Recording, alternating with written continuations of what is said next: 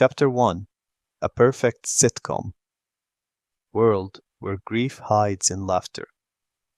The world of WandaVision opens not with catastrophe, but with comfort, presenting itself as a familiar, orderly sitcom reality, where problems are small, laughter is frequent, and nothing truly painful is allowed to linger. And this choice is deliberate, because grief rarely announces itself as devastation at first. It often disguises itself as normality, as routine, as a version of life where everything appears manageable if only one refuses to look too closely. Wanda and Vision arrive in Westview as newlyweds without a past, stepping into a home that feels prearranged, complete with canned laughter and narrative simplicity. And from the very beginning there is an unspoken understanding that this world operates on rules that prioritize emotional safety over truth.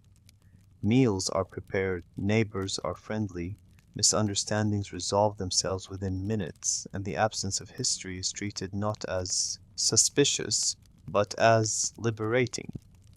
In this space, Wanda does not have to explain who she is, what she has lost, or why her heart is heavy, because the structure of the sitcom absorbs those questions before they can be asked. The illusion functions as a buffer against pain. Sitcoms, by design, compress conflict into something harmless, something solvable, something that never truly scars, and Wanda's reality adopts this language to protect her from the weight of her memories. Vision, restored and smiling, exists here without contradiction, because contradiction is not permitted. Death does not belong in a world where episodes reset and nothing permanent can happen. The audience laughs, the music swells, and discomfort is redirected into humor. This is not denial in the loud, dramatic sense. It is denial perfected into aesthetic. Grief is not erased. It is softened, rounded at the edges, hidden beneath the rhythm of jokes and domestic rituals. Yet even in this carefully curated space, the cracks appear almost immediately, subtle enough to be dismissed, but persistent enough to unsettle. Conversations stall when they approach personal history. Questions about the past are deflected with smiles or awkward pauses. Wanda and Vision cannot explain where they came from or how they arrived, and instead of panic, the world responds with encouragement to move on, to focus on what matters now. This response mirrors the internal logic of grief avoidance, the insistence that looking backward is unnecessary, that dwelling is dangerous, that happiness can be maintained if the present is kept small and controlled. The sitcom world does not punish Wanda for her loss. It simply pretends it never happened. Vision, however, begins to sense the artificiality not as threat, but as inconsistency. His awareness is not emotional at first, it is logical. Patterns do not align. People behave as though guided by invisible cues. Reality bends gently, correcting itself when discomfort arises. Vision's questions are met with reassurance rather than answers, and this reassurance carries an implicit warning. Asking too much will disrupt the harmony.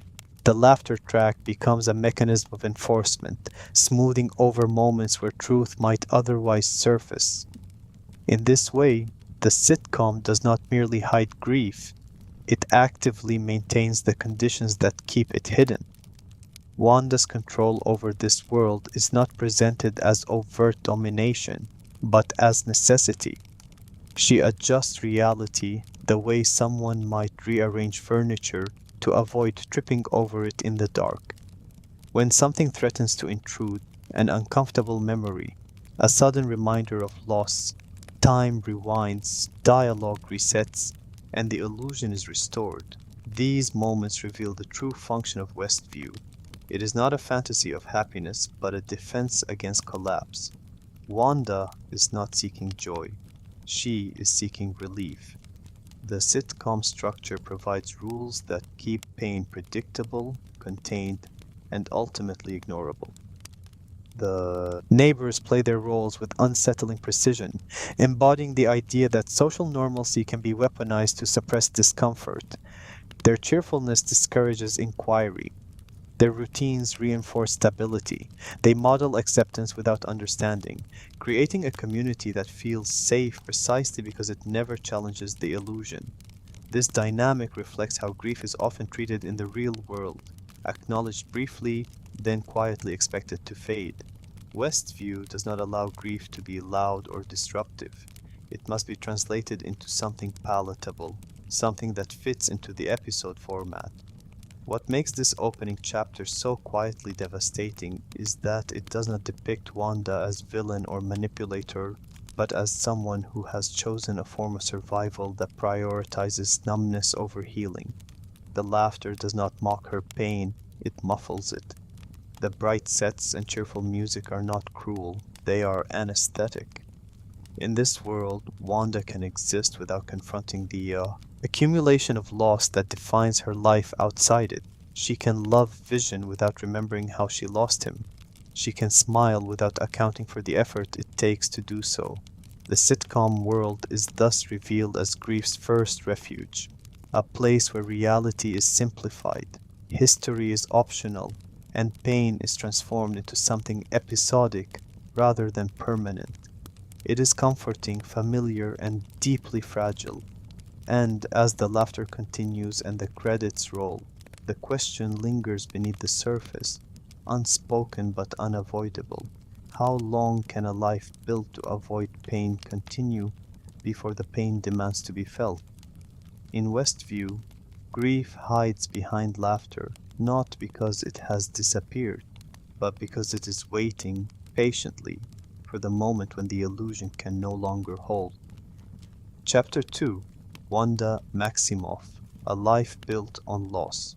Wanda Maximoff's story does not begin in Westview, nor does it begin with magic, power, or choice, but with loss layered upon loss so consistently that grief becomes less an event and more an atmosphere, something she breathes long before she understands its name.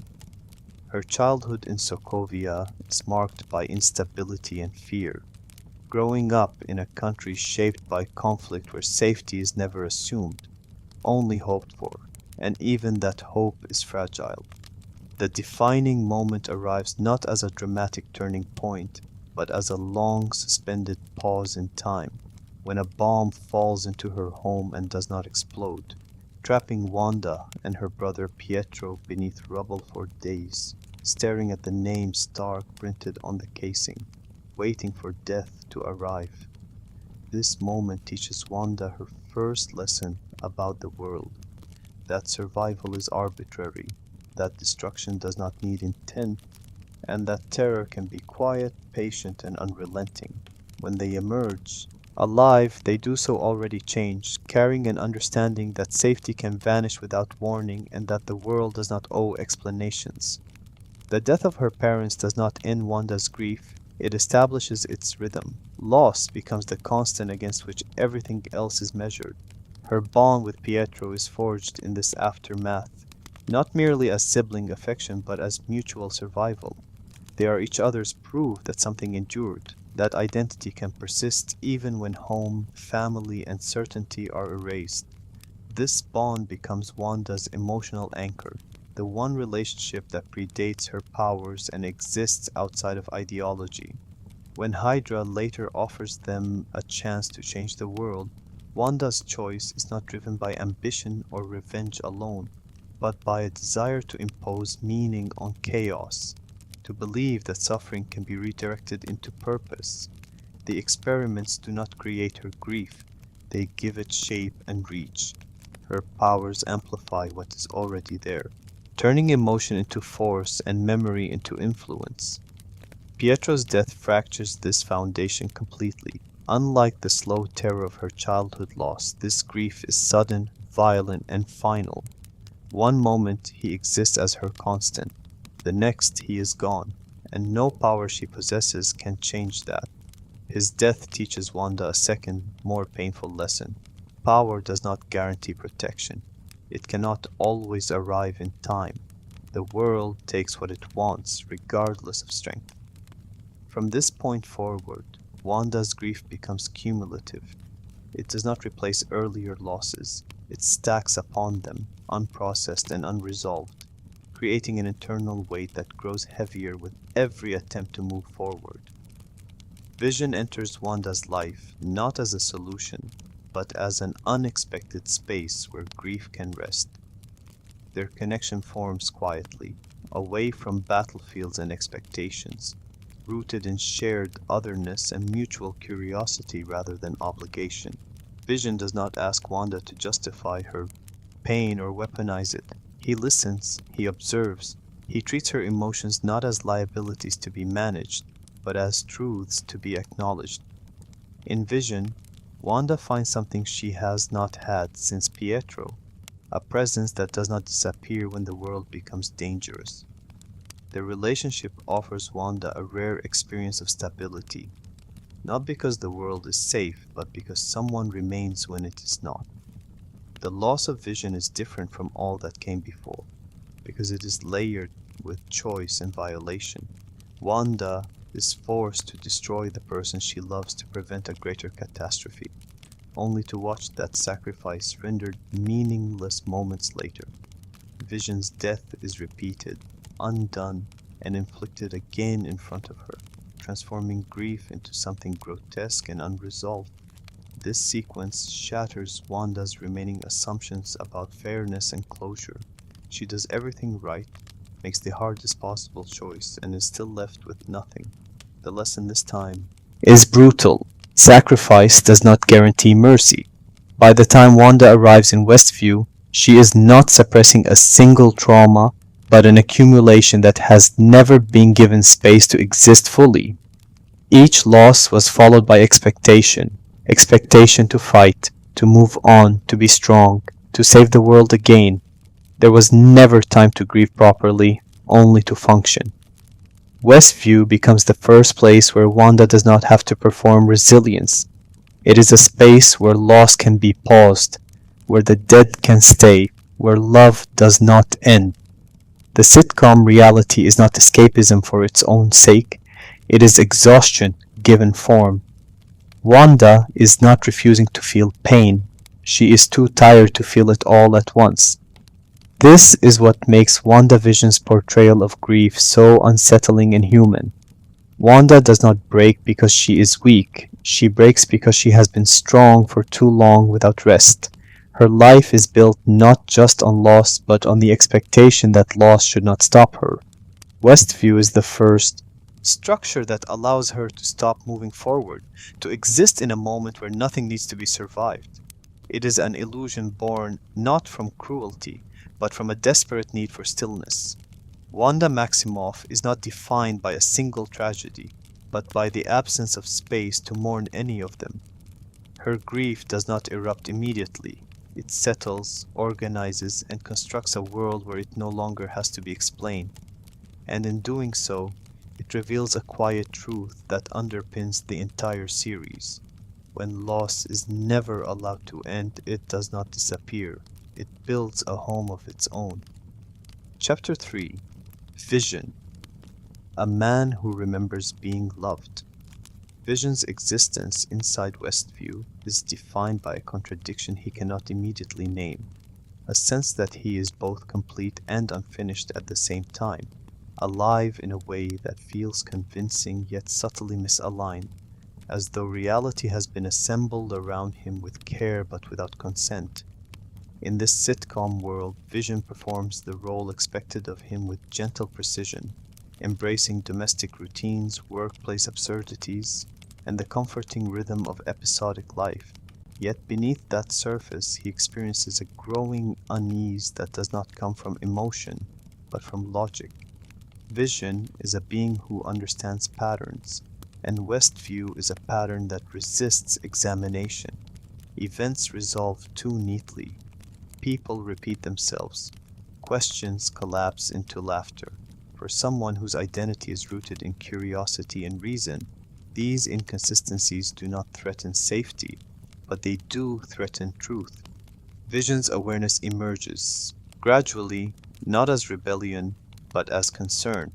He notices pauses where thoughts should continue, neighbors who seem to wait for permission before speaking, moments when reality appears to hesitate before correcting itself.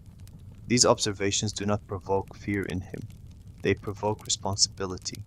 Vision was created to protect life, to understand it, and to choose compassion based on knowledge rather than impulse. In Westview, that mandate becomes complicated. Protecting life might mean preserving a comforting illusion, but understanding life requires confronting what the illusion hides. Vision is caught between these two imperatives, and the tension defines his arc within the series. What distinguishes Vision's experience of Westview from Wanda's is that his presence there is not driven by avoidance. Wanda builds the world to escape pain. Vision inhabits it, while instinctively questioning its foundations. He does not remember dying, yet he senses absence. He feels loved, yet he cannot trace the origin of that love beyond the boundaries of the constructed reality. His affection for Wanda is genuine, but it exists in a context that discourages examination. When Vision begins to ask about their past, about how they met, about what came before, the world responds not with answers but with deflection. These moments reveal that the illusion is not merely decorative, it is defensive, designed to redirect curiosity before it reaches destabilizing conclusions.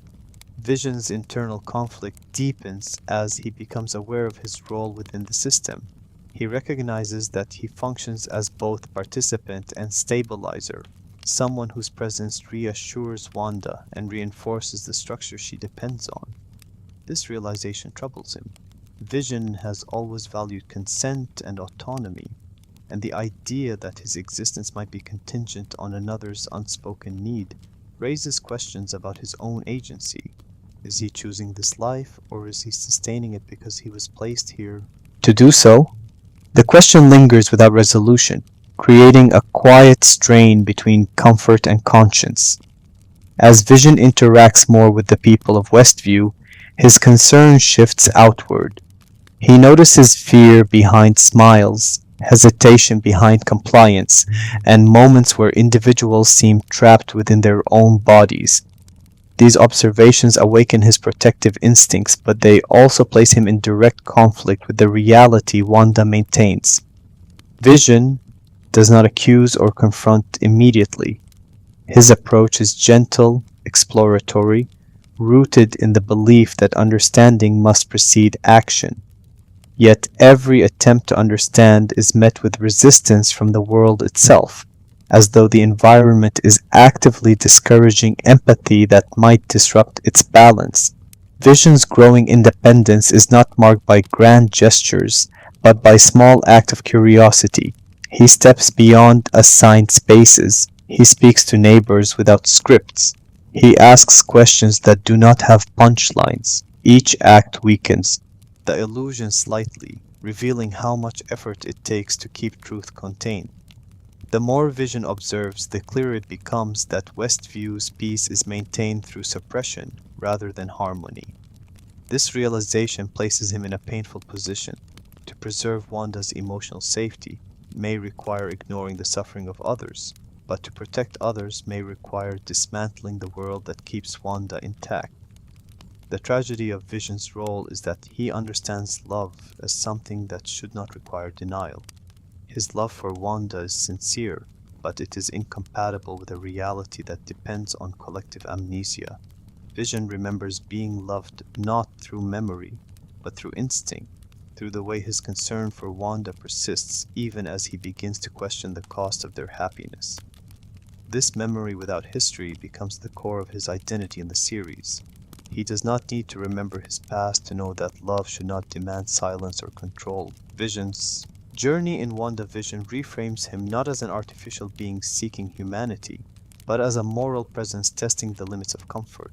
He embodies the question the series quietly asks: is peace still peace if it requires others to suffer unseen? Vision does not arrive at an answer quickly or confidently. Instead, he moves forward with care, aware that truth has consequences but believing that avoidance has them too. In a world built to prevent pain, Vision becomes the reminder that feeling pain may be the only way to honor what is real. He is, in this sense, a man who remembers being loved, not because he recalls the moments, but because he understands what love should never cost. Chapter 4: The Hex: Reality as a Defense Mechanism. The hex does not announce itself as an act of domination or conquest, but as a boundary drawn quietly around pain, a physical manifestation of Wanda Maximoff's need to contain what she cannot process, turning reality itself into a mechanism of defense rather than control. It forms not as a strategic decision, but as an emotional reflex, expanding outward from Wanda in a moment where grief overwhelms language and structure, reshaping the town of Westview into something that feels safe because it obeys her need for predictability. Inside the hex, reality becomes malleable, responsive not to logic or consequence, but to emotional stability, adjusting itself whenever discomfort threatens to surface. This environment does not exist to punish or dominate the people within it. It exists to protect Wanda from collapse, creating a world where pain can be edited out, rewritten, or softened before it fully arrives. The hex operates according to emotional rules rather than physical ones. Time shifts to accommodate denial, genre changes to redirect anxiety, colors bleed into the world as Wanda's need for control becomes more complex, reflecting how grief evolves rather than resolves. Each expansion of the hex corresponds not to ambition, but to threat. When reality pushes back, the boundary pushes outward. In this way, the hex mirrors the psychological process of avoidance, where the mind builds increasingly elaborate structures to keep unbearable truths at bay. Westview becomes a living coping mechanism, an environment designed to absorb Wanda's trauma so she does not have to carry it alone. For those trapped inside, the hex is experienced as dissonance rather than clarity. Their memories are suppressed, their autonomy dulled, their emotions redirected to support the stability of the illusion.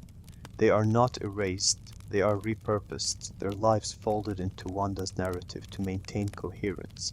This dynamic reveals the ethical cost of unprocessed grief when it gains power. Wanda does not intend to harm, but harm becomes inevitable when personal survival depends on collective silence. The hex transforms individual suffering into background noise, muffled but persistent, highlighting how denial often externalizes pain rather than eliminating it.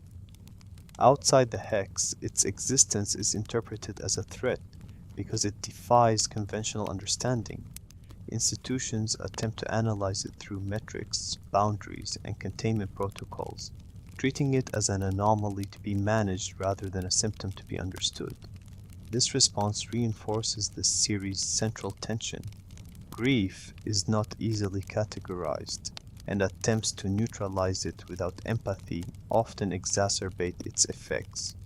The hex resists intrusion because intrusion represents confrontation, and confrontation threatens the fragile equilibrium Wanda has constructed. The hex also redefines identity within its borders. People become versions of themselves shaped by Wanda's emotional needs rather than their own histories. This erasure is subtle, achieved through comfort rather than coercion, making it more disturbing. It reflects how denial can feel gentle even as it strips away autonomy. Within the hex, suffering is muted but not removed, transformed into something quieter and therefore easier to ignore. This quiet suffering accumulates, creating pressure beneath the surface that the illusion must constantly suppress. As the series progresses, the hex becomes less stable, its edges flickering as reality resists indefinite distortion. This instability mirrors the psychological truth that avoidance cannot sustain itself forever. The more energy Wanda invests in maintaining the hex, the more it demands in return, requiring stricter control and deeper denial. What began as a refuge slowly becomes a prison, not only for those inside, but for Wanda herself. The boundary meant to protect her becomes the lines she cannot cross without facing everything she has been avoiding. The hex ultimately symbolizes grief's most seductive promise, That pain can be managed by reshaping the world instead of confronting the loss that caused it. WandaVision does not frame this impulse as villainy, but as desperation given form. The hex is not an act of cruelty, it is an act of survival taken too far, revealing how easily protection can transform into harm when power replaces processing. In presenting reality itself as a defense mechanism, the series asks a quiet but unsettling question. If altering the world can keep pain away, how much alteration is too much? The hex does not answer this question outright. Instead, it shows the cost of asking it too late, when the boundary between coping and control has already disappeared. Chapter 5, S.W.O.R.D. Watching grief from the outside. Outside the hex, grief becomes something observed rather than felt, transformed into a phenomenon to be measured, monitored, and contained by an institution trained to respond to threats rather than trauma, and S.W.O.R.D's presence reframes Westview not as a personal collapse, but as a crisis of jurisdiction and control. From their perspective, the anomaly is not born from sorrow but from power, and power demands oversight. Screens, drones, briefings, and command tents replace empathy with procedure, creating distance between those affected and those authorized to decide what should be done. This distance is not malicious, it is structural. Institutions are designed to protect populations, not to sit with pain, and so Wanda's grief is translated into data points, threat levels, and strategic options. In doing so, something essential is lost. Grief becomes abstract, stripped of context, and therefore easier to confront with force. S.W.O.R.D's reaction reveals a familiar pattern within the MCU. When the unknown emerges, it is treated as a problem to be solved rather than a person to be understood. Wanda is labeled an asset, a liability, a danger, depending on the moment, but rarely is she addressed as someone in mourning. This framing justifies escalation. Surveillance intensifies. Attempts to penetrate the hex grow more aggressive. Each failure reinforces the belief that stronger measures are required, not reflection. The organization's leadership interprets resistance as defiance, overlooking the possibility that the barrier exists not to challenge authority, but to preserve emotional survival. The inability to recognize this distinction fuels the cycle of misunderstanding. Inside command rooms, discussions revolve around thresholds and consequences, while inside the hex, reality bends to maintain emotional equilibrium. These two approaches are fundamentally incompatible. S.W.O.R.D. seeks clarity through exposure, while Wanda seeks stability through concealment. Neither side fully acknowledges the cost of its strategy. For S.W.O.R.D., containment is justified if it prevents wider harm. For Wanda, isolation is justified if it prevents collapse. The tragedy lies in how these justifications mirror one another, each prioritizing protection while dismissing the lived experience of those caught in between. The organization's use of Vision's remains marks a critical moral fracture. In treating Vision as equipment rather than a person who was loved, S.W.O.R.D. reinforces Wanda's fear that the world will always reduce what she cherishes to utility. This act deepens the divide between internal and external perspectives, validating Wanda's instinct to retreat further into the hex. From her view, the outside world does not offer safety or understanding, only extraction and repurposing. The institution's failure to honor Vision's humanity becomes a catalyst, transforming grief into defiance and solidifying the hex as a necessary boundary rather than a temporary refuge. S.W.O.R.D's presence also highlights the limitations of observation without participation. Watching grief unfold through screens creates an illusion of control, but it does not generate insight. The organization can document reality shifts and energy surges, but it cannot measure the weight of loss that sustains them. This gap leads to decisions that prioritize resolution over healing. The urgency to end the anomaly overshadows the need to understand why it exists, and in that haste, opportunities for compassion are missed. As pressure mounts, S.W.O.R.D's stance becomes increasingly adversarial, reinforcing the narrative that power must be met with counterpower. This escalation threatens to turn a personal tragedy into a public confrontation, widening the impact of Wanda's grief rather than containing it. The more the institution asserts control, the more the hex resists, reflecting a psychological truth. Grief intensifies when it is challenged without care. Attempts to force resolution often entrench avoidance, deepening the divide between internal experience and external demand. Through S.W.O.R.D, WandaVision examines how institutions struggle to respond to emotional crises wielding immense power. The series does not present the organization as purely antagonistic, but as constrained by its mandate. Protection, in this context, becomes synonymous with domination, because there is no framework for patience or empathy at scale. Grief does not fit neatly into operational protocols, and so it is treated as a malfunction rather than a signal. In watching grief from the outside, S.W.O.R.D embodies the danger of detachment. By refusing to engage with Wanda as a person in pain, the institution ensures that its interventions will be perceived as threats rather than support. The result is a standoff where neither side feels seen and where every attempt at resolution risks amplifying the very harm it seeks to prevent. Chapter 6: Monica Rambeau Crossing Someone Else's Pain. Monica Rambeau enters the story carrying her own grief quietly and without spectacle, returning to a world that moved on while she was absent, forced to reconcile the shock of loss with the expectation of immediate functionality, and this shared experience of unresolved mourning becomes the foundation of her response to Westview. Unlike others observing the hex, Monica does not see it first as a threat or anomaly, but as an expression of pain made visible, something familiar in shape, even if unprecedented in scale. Having lost her mother while she herself was gone, erased by the snap and returned too late to say goodbye, Monica understands the disorientation of grief that arrives without closure, the way it fractures time and makes the present feel unreal. This understanding does not grant her answers, but it grants her patience, a willingness to approach the situation not with force, but with proximity. Monica's decision to cross into the hex is not driven by recklessness or curiosity, but by empathy. She recognizes that distance breeds misunderstanding, and that watching from the outside will never reveal what the world feels like from within.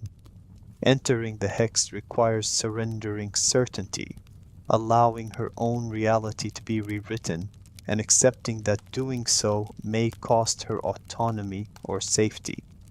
This choice reflects a fundamental difference in how Monica relates to power and grief. She does not attempt to control the phenomenon, she attempts to experience it. In doing so, she becomes the bridge between internal and external perspectives, someone willing to be changed in order to understand. Inside the hex, Monica feels the weight of Wanda's pain not as an abstract concept, but as an atmosphere that presses inward, reshaping perception and memory. The sitcom reality does not fully overwrite her identity, but it alters it enough to reveal how deeply Wanda's emotions are embedded in the environment. Monica senses the sadness beneath the cheer, the tension beneath the laughter, and the fear beneath the routine. This awareness does not harden her against Wanda. It softens her. She realizes that the illusion is not sustained by malice, but by exhaustion, by a grief so heavy that reality itself has been bent to carry it. Monica's repeated crossings through the hex mark a transformation that is both physical and emotional. Each passage strips away another layer of protection, forcing her to confront the consequences of immersion without retreat.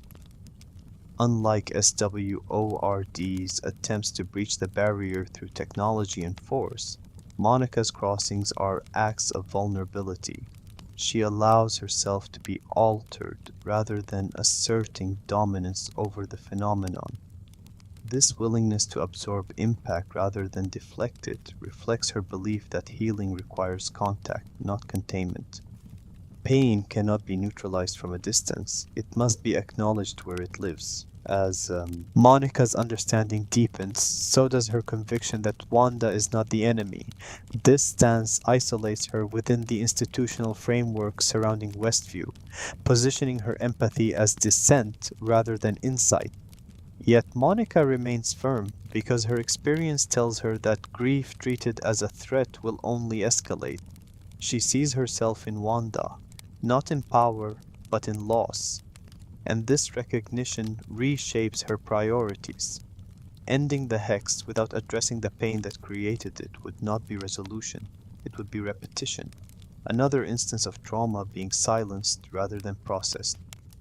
Monica's interactions with Wanda are defined by restraint and respect. She does not demand accountability in the language of authority. She speaks in the language of shared experience. When she confronts Wanda, she does so not to dismantle the illusion by force, but to create space where truth might be tolerated. This approach carries risk because empathy without boundaries can be mistaken for endorsement.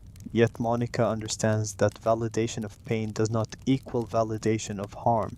She can acknowledge Wanda's suffering while still recognizing the cost of the hex on others. Through Monica Rambeau, WandaVision introduces a model of response that neither avoids nor dominates grief. She demonstrates that understanding does not require agreement and that compassion can coexist with accountability. Her journey reframes the conflict not as a battle between power and order, but as a negotiation between pain and responsibility. By choosing to cross into someone else's pain, rather than observing it from safety, Monica embodies the series' most hopeful proposition, that healing begins when someone is willing to stand inside the hurt long enough to listen. In Crossing the Hex, Monica does not solve the problem of Westview, but she changes the way it is seen. She proves that empathy is not passive, that it requires courage, endurance, and the willingness to be transformed.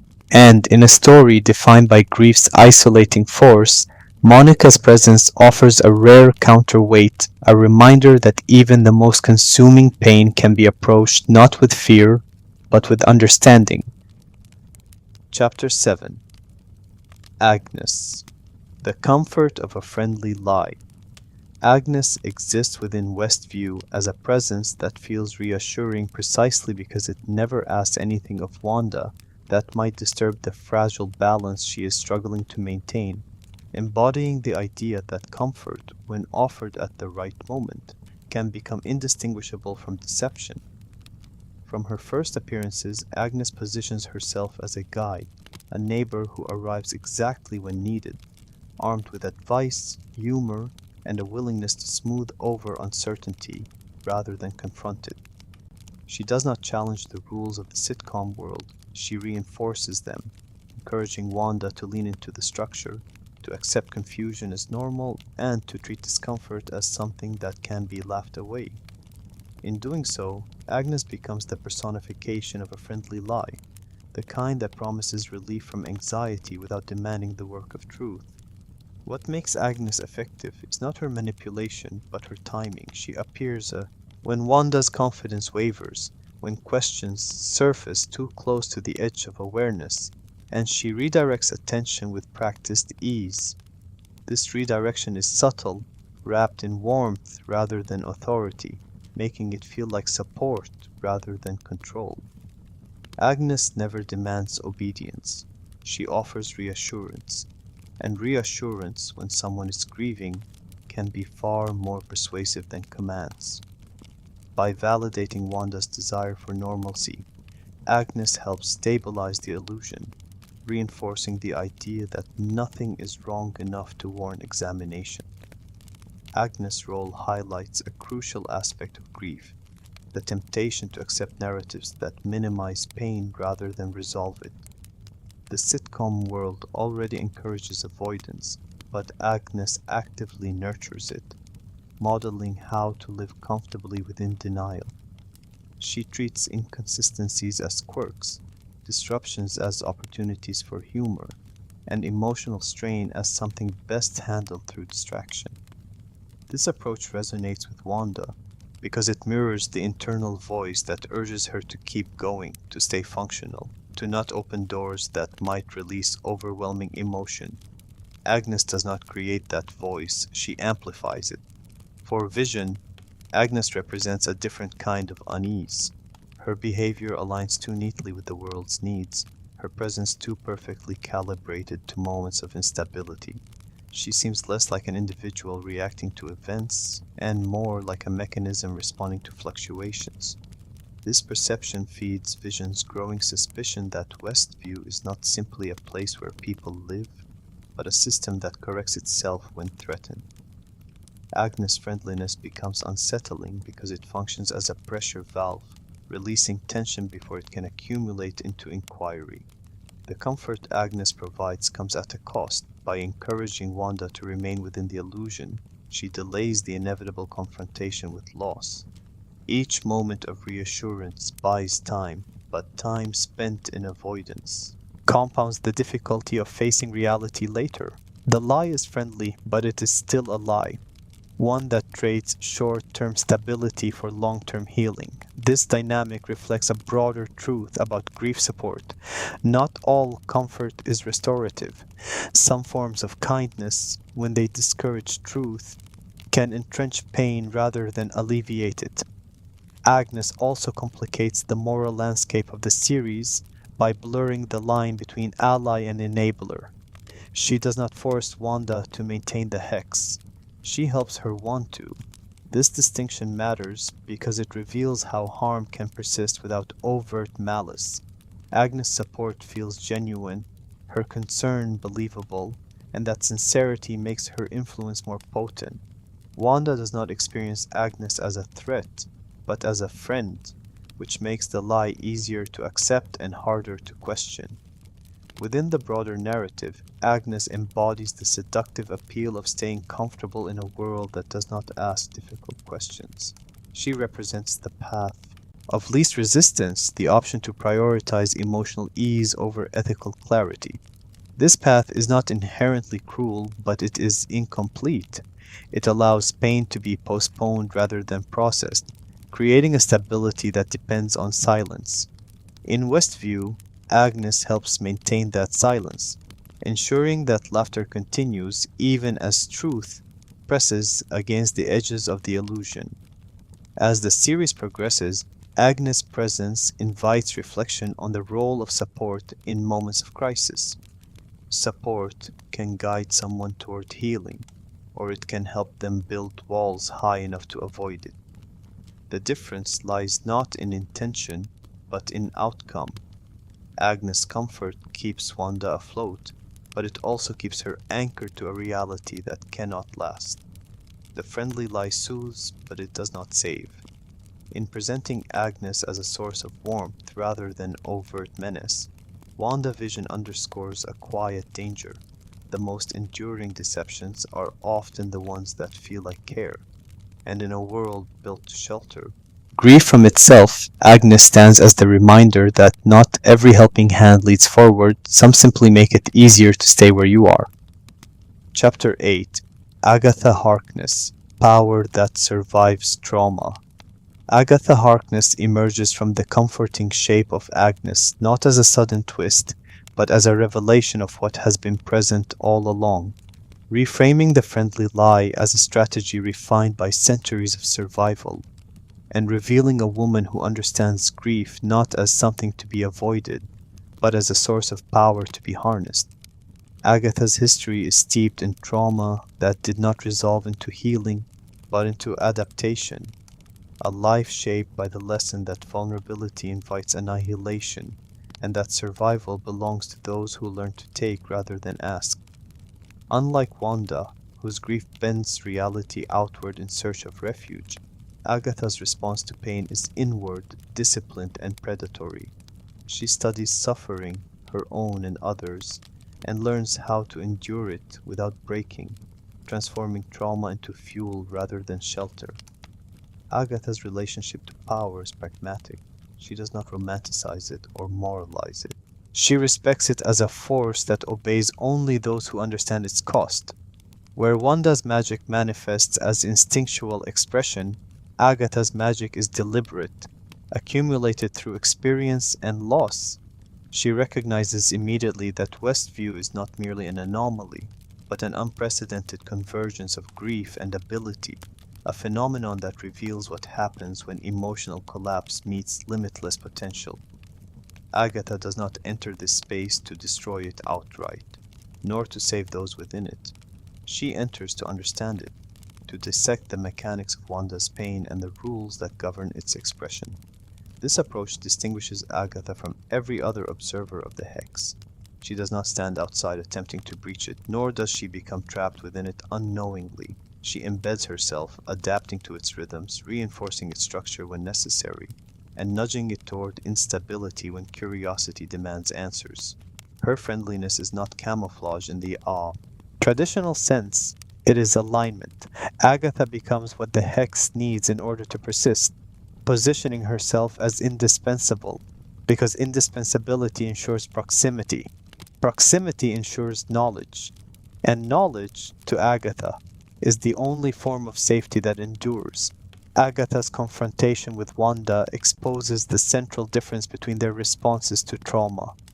Wanda seeks relief from pain, Agatha seeks mastery over it. Wanda reshapes the world so she does not have to feel loss. Agatha endures loss so she can control the world. Neither approach is gentle, but they reflect different conclusions drawn from suffering. For Agatha, survival requires accepting pain as permanent and adapting accordingly.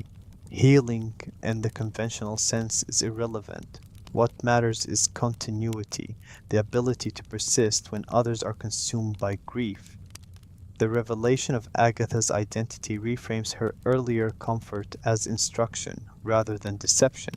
She teaches Wanda, subtly at first, how to stabilize the Hex, how to reinforce narrative, how to redirect instability. These lessons are not given out of kindness, but out of recognition. Agatha sees in Wanda a force that could either collapse under its own weight or evolve into something enduring. Her interest is not purely exploitative, it is competitive. She wants to understand whether Wanda's power is sustainable, whether it can survive trauma without self-destruction, or whether it will burn itself out in the pursuit of emotional safety.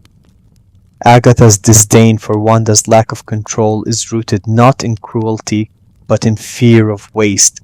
Power that collapses under emotion is dangerous not only to others, but to itself. Agatha has learned, through loss and punishment, that emotion must be disciplined, channeled, and subordinated if power is to last. Her criticism of Wanda is thus both judgment and warning. Without containment, grief will consume even the most extraordinary abilities. This belief shapes Agatha's actions, driving her to provoke Wanda into confrontation, to force awareness where avoidance has reigned. Yet, Agatha's survival comes at a cost. Her endurance has hardened into isolation, her mastery into detachment. By treating trauma as a resource rather than something to be healed, she has preserved herself at the expense of connection.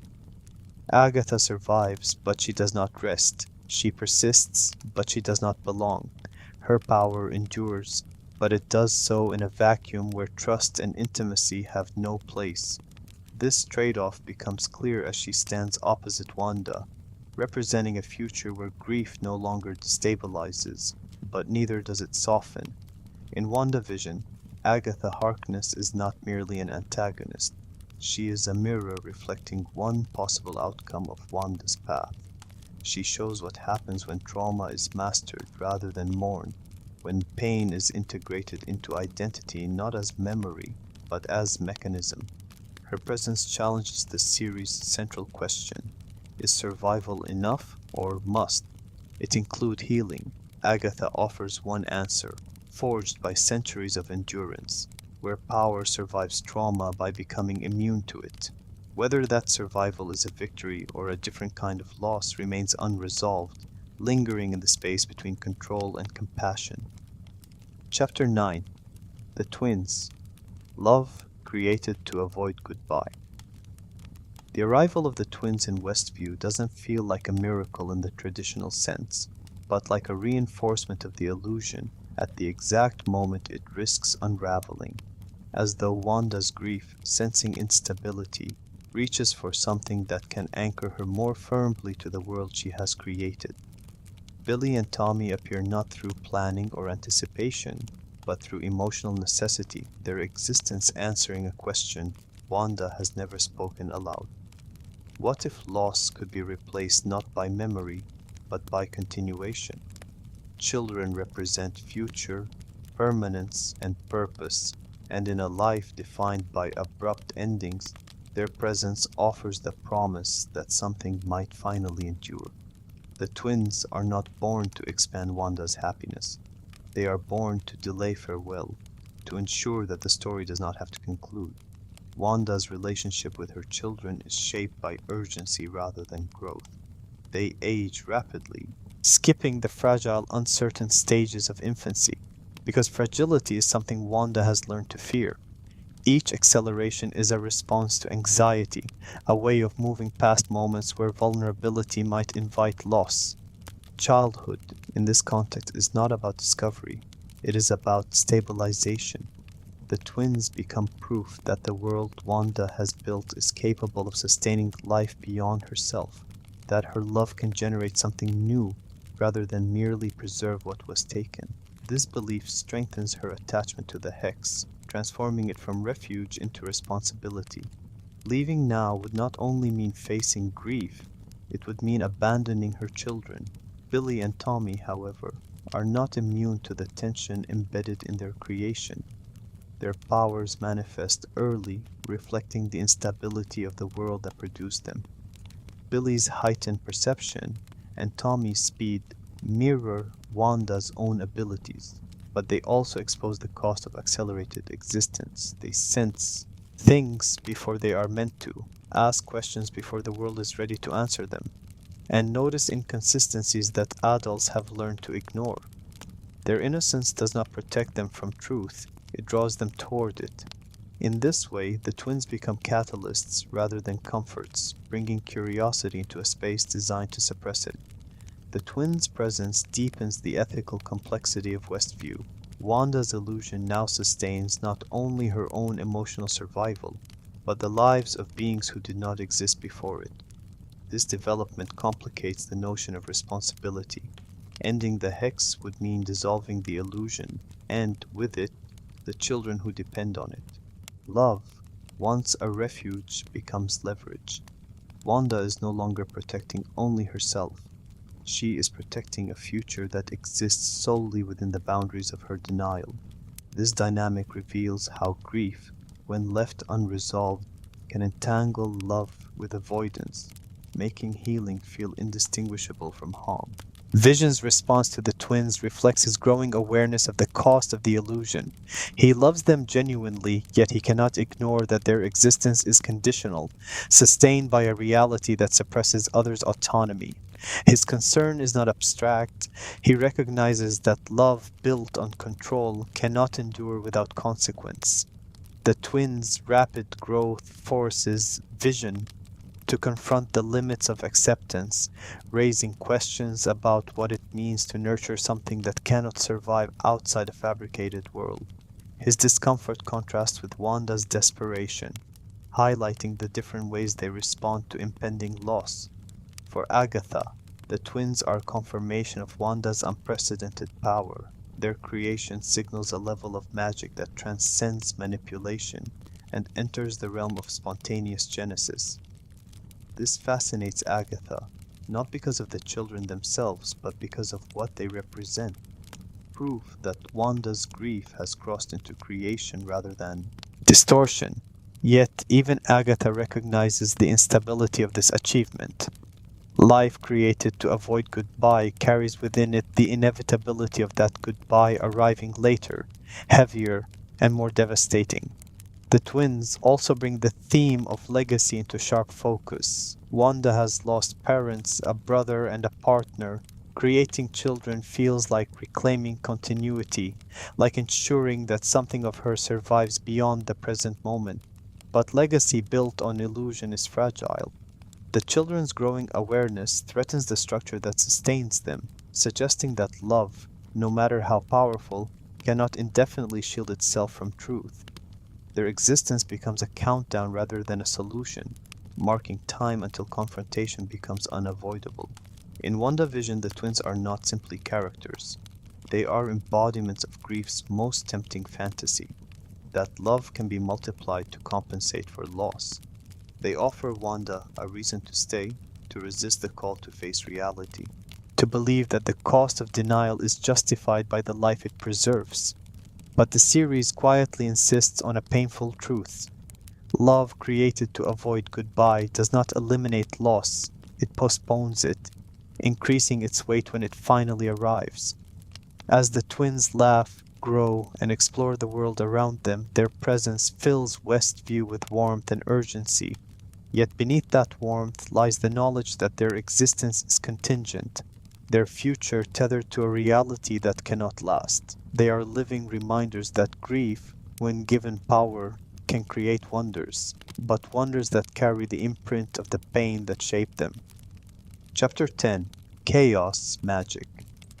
When pain becomes creation. Chaos magic emerges not as a revelation of destiny, but as a reframing of everything that has already happened, revealing that Wanda's power was never merely reactive or defensive, but fundamentally creative, capable of shaping reality itself when emotion overwhelms restraint. This recognition does not arrive with triumph or clarity. It arrives with exhaustion, the slow understanding that the world of Westview was not sustained by careful control, but by pain given form, and that pain, when left unacknowledged, does not simply destroy, it builds. Chaos magic is not portrayed as a corruption or an external force. It is Wanda's grief translated into structure, memory converted into matter, love crystallized into geography. Unlike the discipline magic Agatha represents, chaos magic does not require incantations or preparation. It responds to feeling first, intention second, making it both limitless and dangerously intimate. Every expansion of the hex, every correction of reality, every creation within Westview reflects not strategy, but emotional need, exposing how deeply Wanda's inner life has fused with the physical world. This realization forces Wanda to confront a difficult truth. The power sustaining Westview is not something that happened to her, but something she is doing, continuously, instinctively, and without full awareness. Chaos magic does not absolve responsibility, it complicates it. Wanda did not wake up intending to imprison a town, but she also did not stop once she realized the cost. The magic thrives on avoidance, growing stronger the more pain is postponed. In this way, chaos magic becomes an amplifier of grief's most dangerous impulse, the desire to reshape the world rather than accept what has been lost. The more Wanda relies on this power, the more it reshapes her identity, blurring the boundary between self and environment until letting go feels indistinguishable from self-erasure. Agatha's explanation of chaos magic reframes Wanda not as a reckless anomaly, but as something unprecedented, a being whose power does not obey traditional hierarchies or limitations. This framing carries both awe and warning. Chaos magic can create without blueprint, sustain life without precedent, and rewrite the rules others have spent lifetimes learning. But it also lacks inherent balance. Without integration, it consumes context, prioritizing emotional stability over ethical consequence. Wanda's creations are beautiful and sincere, but they are also unsustainable because they are built to prevent pain rather than to process it. Chaos magic, in this sense, is not evil. It is incomplete, demanding awareness rather than suppression. As Wanda begins to understand the scope of her abilities, the illusion that once protected her starts to feel heavy rather than comforting. Knowledge disrupts denial. The world she created now reflects her awareness back at her, exposing the cost of maintaining it. Chaos magic does not vanish with understanding, it becomes louder, more insistent, as though testing whether Wanda will continue to use it as shelter or begin to redefine its purpose. This moment marks a shift from unconscious coping to conscious choice, forcing Wanda to decide whether power will remain a refuge or become a responsibility. The concept of chaos magic also reframes the series' exploration of grief. Pain, when acknowledged, can be transformed into meaning, but when denied, it seeks expression elsewhere. Wanda's magic does not erase grief, it relocates it into structures that feel safer because they are controllable. Yet control achieved through avoidance is fragile. The more Wanda shapes reality to escape loss, the more that reality demands her constant attention, trapping her in an endless cycle of maintenance. Chaos magic reveals that creation without acceptance becomes labor without rest. In recognizing herself as the Scarlet Witch, Wanda does not gain mastery over her pain, she gains clarity about its reach. The title does not elevate her above consequence, it places her squarely within it. Chaos magic gives Wanda the ability to build worlds, but it also confronts her with the question she has been avoiding since Sokovia. If you can make anything real, what are you willing to let go of to keep it? This question lingers unresolved as the series approaches its end, reminding us that power born from grief can create wonders, but only acceptance can determine whether those wonders endure or must be released. Chapter 11. Vision. Vision. Memory without a body. The confrontation between vision and vision unfolds not as a battle of strength or spectacle, but as a quiet collision of identity, exposing the difference between existence defined by memory and existence defined by experience, and in doing so, it reframes what it means to be real in a world shaped by loss. The vision born of Wanda's grief carries warmth, humor, and emotional continuity. A being who loves because he remembers being loved, even if those memories are incomplete and selectively sheltered. The reconstructed vision, restored by S.W.O.R.D without memory or attachment, embodies the opposite truth. A body without narrative, a consciousness stripped of context, capable of logic and function but disconnected from meaning. Their meeting is not hostile at first, it is curious, measured, and restrained, as though both sensed that violence would offer no answers to the questions they represent. This encounter reveals that identity is not anchored solely in physical continuity. The rebuilt vision possesses the original body, the same material, the same structure, yet he lacks the lived experience that gave those materials significance. He is efficient, precise, and obedient, designed to fulfill directives without hesitation. In contrast, the vision sustained by the Hex lacks physical permanence, yet he carries the accumulation of shared moments, conversations, and quiet understanding that define a relationship. He is a being shaped by interaction rather than origin. The paradox unsettles both of them. One is real by construction, but hollow in purpose. The other is real by experience, but fragile in form. Their dialogue replaces combat, reflecting Vision's enduring commitment to reason over domination. The question they explore is deceptively simple. If something is taken apart and reassembled, is it still the same thing? The thought experiment they discuss does not provide a definitive answer, because identity cannot be resolved through logic alone. Memory without context is incomplete, yet context without permanence is unstable. The exchange exposes how grief disrupts continuity, forcing survivors to decide whether what remains is enough to move forward. Vision understands that existence requires more than persistence. It requires narrative, the accumulation of meaning over time.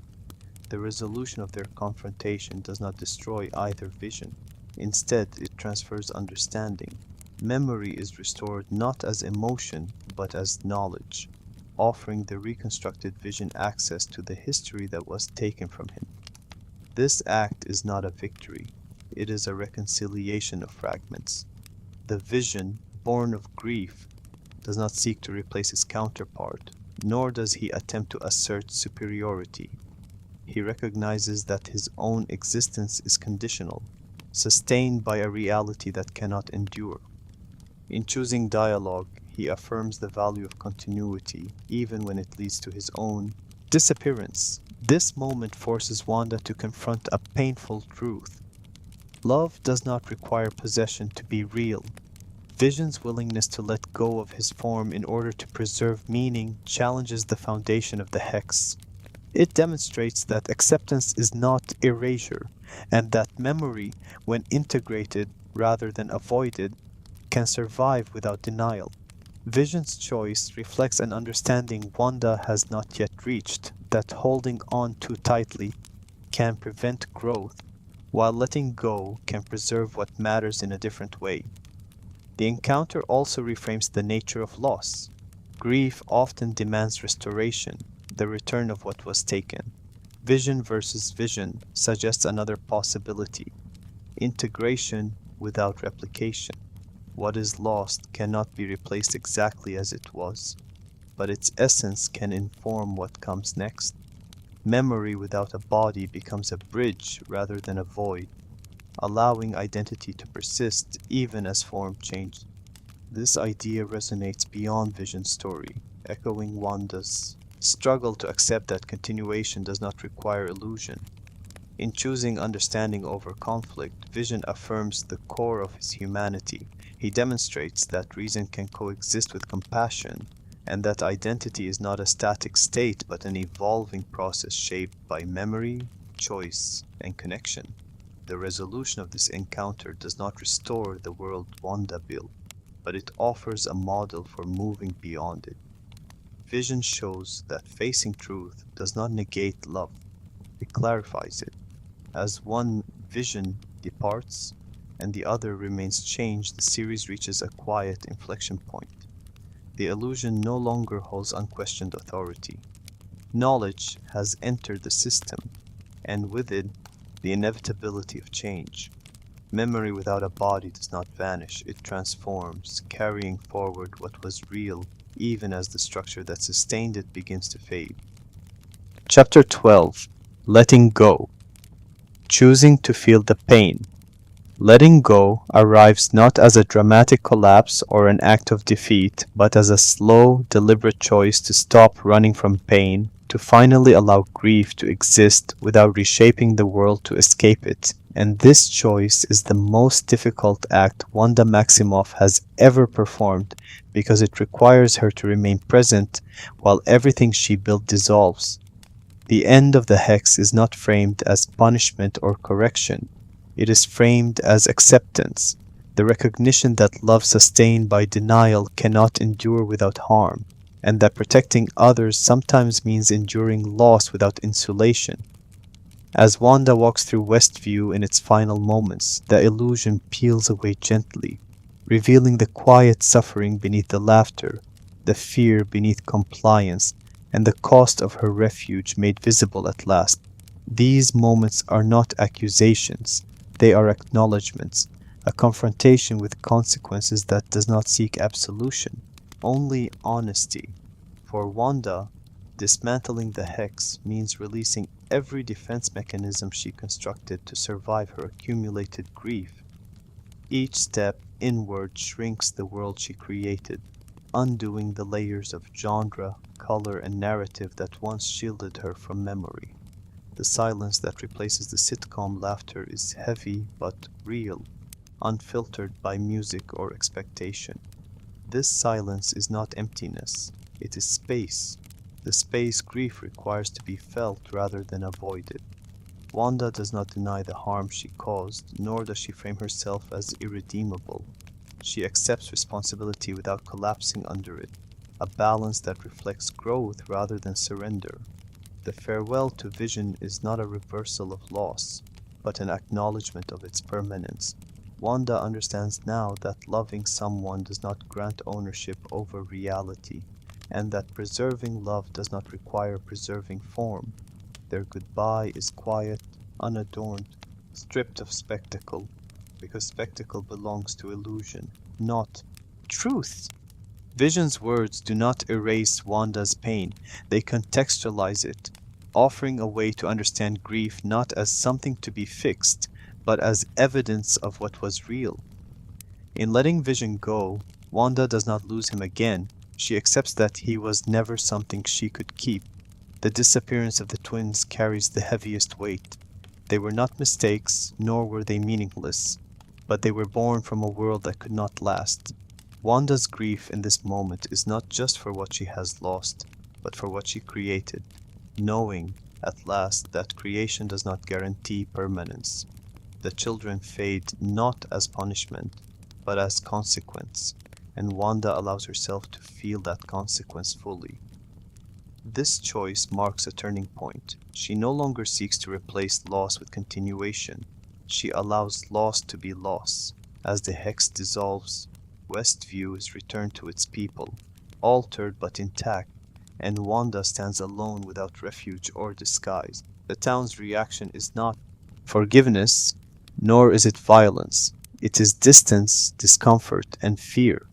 A reminder that accountability does not always come with understanding. Wanda accepts this response without protest, recognizing that healing does not require immediate reconciliation. Some wounds cannot be closed quickly, and some trust cannot be restored at all. Choosing to feel pain does not guarantee acceptance, it guarantees honesty. Wanda's departure is quiet, reflecting the internal nature of her resolution. She does not remain to explain herself or seek validation. Her journey forward is solitary, shaped by the knowledge that power does not excuse harm, and grief does not absolve responsibility. Yet the series does not leave her in despair.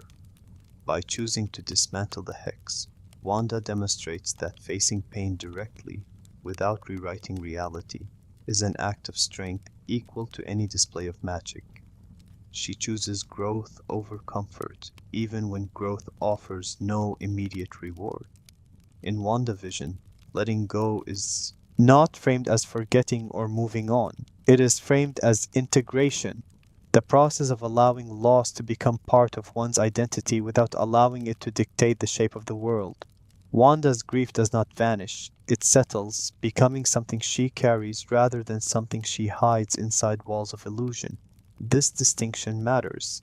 The series suggests that healing is not the absence of pain, but the ability to live alongside it without needing to escape.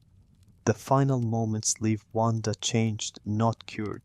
She steps forward with knowledge rather than denial, understanding rather than avoidance. The world remains uncertain, and her power remains immense, but her relationship to both has shifted. She has learned that pain must be felt to be released, that love can survive goodbye, and that reality, however fragile, is worth inhabiting even when it hurts. Letting go, in the end, is not the loss of everything Wanda built. It is the moment she chooses to be real again, even if being real means being alone with her grief.